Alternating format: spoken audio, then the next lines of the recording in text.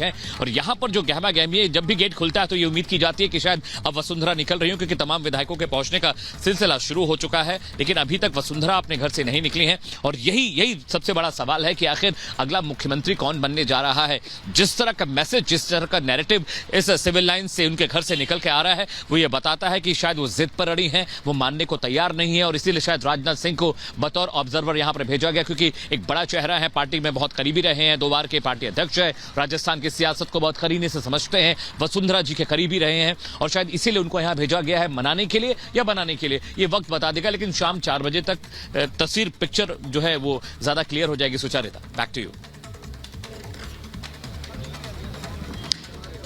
अमित, जो बात आप बता रहे हैं, मुझे लगता है सबसे पहले हमारे दर्शकों को आप बताएंगे कि वसुंधरा राजे अपने घर से कब निकलती हैं, क्योंकि आप वहीं पर मौजूद हैं। यहाँ विधायकों का आना जारी है, लेकिन बड़ी बात ये कही जा रही है कि छत्तीसगढ़ और मध्य प्रदेश, यानी एक जगह आदिवासी मुख्यमंत्री, एक जगह ओबीसी मुख्यमंत्री, इसीलिए बहुत से कयास महिला चेहरे को लेकर लग रहे हैं। महिला आरक्षण के साथ साथ एक बड़ा संदेश मोदी सरकार ने दिया है, उसी संदेश को आगे बढ़ाते हुए एक महिला चेहरा मध्य प्रदेश में क्या इस बार मोदी सरकार देने की कोशिश करेगी, वो महिला चेहरा कौन सा होगा? क्योंकि यहां से 9 महिला विधायक हैं, जिनमें दिया कुमारी और वसुंधरा राजे के नाम की जो चर्चाएं हैं वो शुरू से हो रही थी, लेकिन अब जो ताजा चर्चा है वो अजमेर दक्षिण से अनीता भदेल के नाम की हो रही है। साथ ही साथ सिद्धि कुमारी, जो कि बीकानेर पूर्व से विधायक हैं, उनके नाम पर भी चर्चा हो रही है। इन महिला विधायकों में से क्या किसी को राजस्थान का ताज मिल सकता है? ये चर्चाएं इसलिए है क्योंकि महिला, आदिवासी, ओबीसी का फॉर्मूला लगातार आगे बढ़ाने की कोशिश है और 2024 के मद्देनजर ये कोशिश है।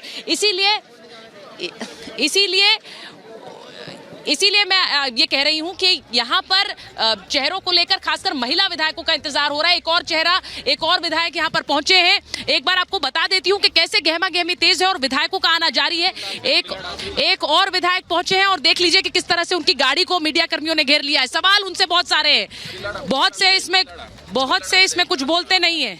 अकेले वो उतरे, उनसे कहा जा रहा है कि सिर्फ वो अकेले उतरे गाड़ी से और कोई नहीं उतरेगा, सिर्फ विधायकों को एंट्री है यहाँ पर। उनके साथ जो भी लोग आए हैं उन्हें जाने की इजाजत नहीं है। उनसे कहा गया है कि गाड़ी से उतरकर आप सीधे अंदर आ जाइए और कोई आपके साथ नहीं आएगा। यानी कि बीजेपी दफ्तर में सिर्फ विधायक, ना उनके कोई सिक्योरिटी गार्ड, ना उनका कोई बॉडीगार्ड, किसी को भी एंट्री नहीं है। वो सिर्फ अंदर जाएंगे, सीधे अंदर जाएंगे और वहां जाकर ही कुछ बोलेंगे। यहाँ पर उनसे बहुत सारे सवाल पूछे जा रहे हैं, लेकिन एक और विधायक जो कि अंदर चले गए हैं।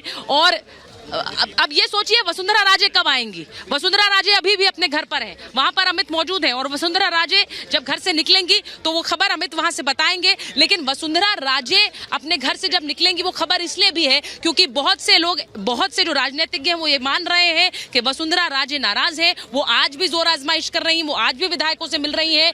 किरोड़ी लाल मीणा का बयान आया, विधायकों से मिलने से कुछ नहीं होता है, नेतृत्व तय करेगा, यही बयान सीपी जोशी का आया है। लेकिन वसुंधरा का ऐसा कोई बयान नहीं आ रहा है, ना वो मीडिया से बात कर रही है और ना ही वो ऐसा कोई बयान जारी कर रही है कि सेंट्रल लीडरशिप यानी केंद्रीय नेतृत्व तय करेगा चेहरे का नाम। वो इस पर कुछ नहीं बोल रही हैं, वो चुप्पी साधे हुए हैं, लेकिन वो मुलाकातें लगातार कर रही हैं, विधायकों से मिल रही हैं। और बड़ी बात यह है कि यहाँ राजस्थान का रिजल्ट आउट नहीं हुआ था, उससे पहले उन्होंने अपनी मुलाकातें शुरू कर दी थी, न सिर्फ उनसे जो बीजेपी के टिकट पर लड़ रहे थे, बल्कि उनसे भी जो उनके करीबी थे और बागी हुए और निर्दलीय के रूप में लड़ रहे थे, सिर्फ इसी जुगत में कि उनके पास नंबर्स हो, उनके पास संख्या हो।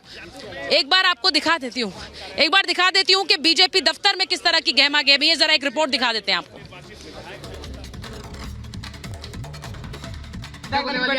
अभी प्रारंभ होने वाली है। सर आपसे पूछा जाएगा